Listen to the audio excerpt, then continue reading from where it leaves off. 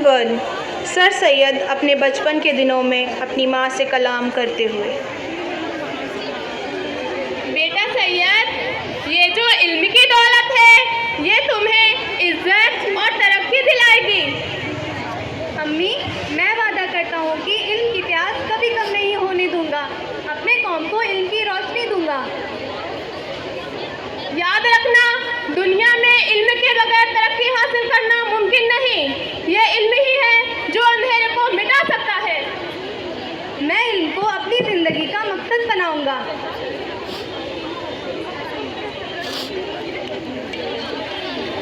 Scene 2। Sir Syed अब दौरे बलूगियत में हैं और अपने दोस्तों से गुफ्तगू कर रहे हैं।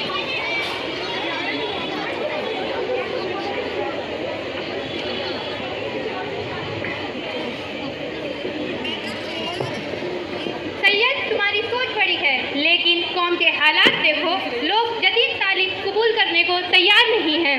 हाँ, लोग तालीम से दूर हैं।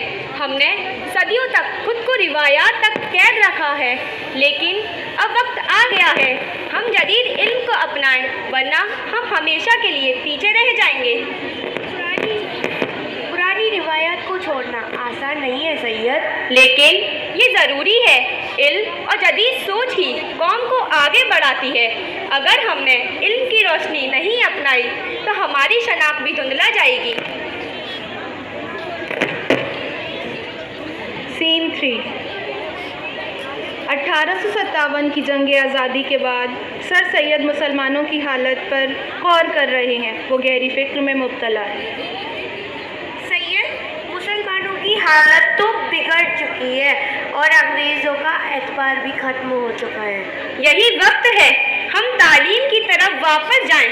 जंग ने हमें बहुत पीछे कर दिया है और अगर हमने इल्म की रोशनी नहीं अपनाई तो हम हमेशा के लिए अंधेरे में रह जाएंगे। सर सैयद अपनी किताब आसारुस सनादीद लिखते हैं ताकि कौम को जदीद तालीम की ज़रूरत समझा सकें। सीन 4।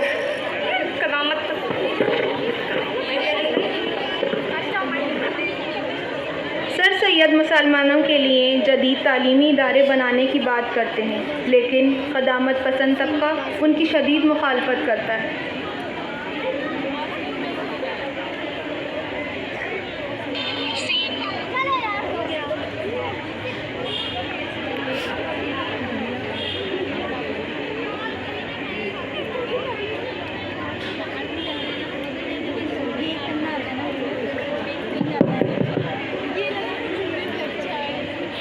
सैयद, आप ये कैसी बात कर रहे हैं?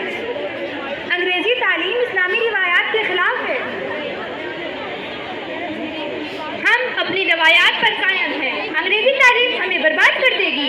इस्लाम हमें सीखने की तरबियत देता है, चाहे वो इल्म किसी भी ज़ुबान में हो। अंग्रेजी ज़ुबान एक ज़रिया है इल्म का, कोई दुश्मन नहीं है। हमें इल्म को कबूल करना होगा ताकि हम आगे बढ़ सकें।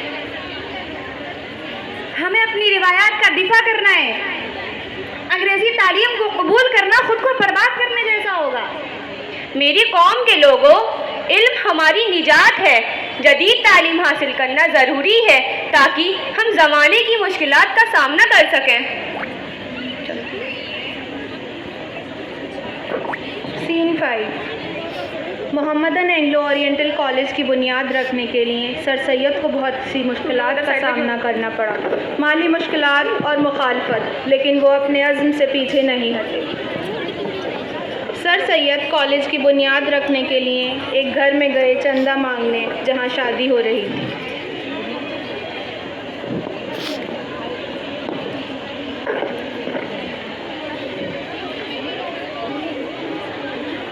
अस्सलामुअलैकुम, मेरा नाम सैयद अहमद खान है। मैं आपसे कुछ मदद मांगने आया हूँ कॉलेज की तामीर के लिए। हमारे पास वक्त नहीं है इन सब के लिए। मेरी बेटी की शादी हो रही है। अरे, बेटी की शादी? ये तो बहुत कमसिन है। ये इसकी तालीम मुकम्मल करने की उम्र है और आप इसकी शादी कर रहे हैं। सुनो भाई, तुम जो भी हो, भीख मांगने आए हो, लो ये कुछ पैसे। अब जाओ, मुझे मत बताओ क्या करना है और क्या नहीं। तालीम से क्या मिलेगा? हमने तो सुना है कि तुम सिर्फ अंग्रेजों की गुलामी करना चाहते हो। रुको, चाहिए ना, मुजरा करो, तभी हम तुम्हें पैसे देंगे। तालीम का ख्वाब छोड़ दो और हमें हंसाओ। सर सैयद मुजरा करते हैं और लोग तालियां बजाकर उन पर हंसते हैं।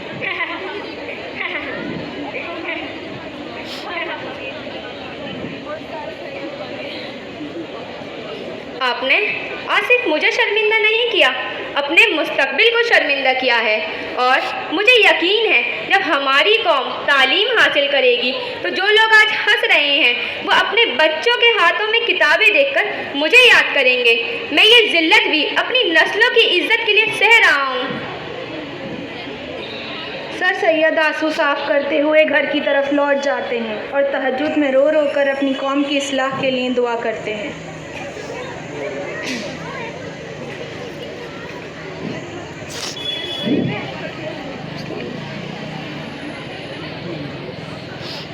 ऐ मेरे अल्लाह, मेरी कौम पे रहम फरमा। ऐ मेरे अल्लाह, मेरी कौम पे रहम फरमा। उन्हें जहालत के अंधेरे से निकाल दे, उनकी आंखों से गफलत के पर्दों को हटा दे, उन्हें सही और गलत की तमीज़ अता फरमा।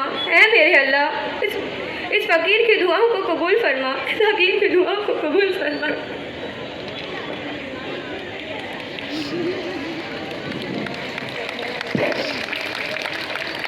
सीन 7।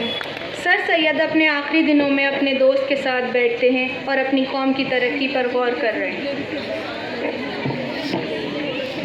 सैयद, आज आपकी मेहनत ने इस कौम का मुस्तकबिल बदल दिया है। आज हमारे बच्चे जदीद तालीम हासिल कर रहे हैं और तरक्की की राह पे गामज़न हैं। यही मेरा ख्वाब था कि मुसलमान इल्म की रोशनी को अपनाएं। आज मैं देख रहा हूँ हमारा सफ़र सही सिमत में है और अब यह नई नस्ल की जिम्मेदारी है वो इल्म को आगे लेकर चलें।